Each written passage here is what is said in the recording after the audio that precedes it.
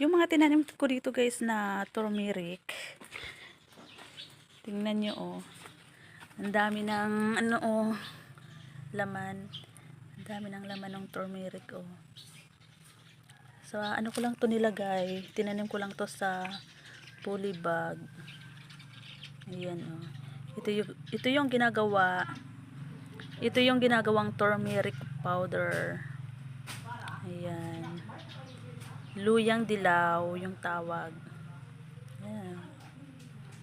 Ayan oh, may tanim din dito. May tanim din dito ano guys, kamuting kahoy oh.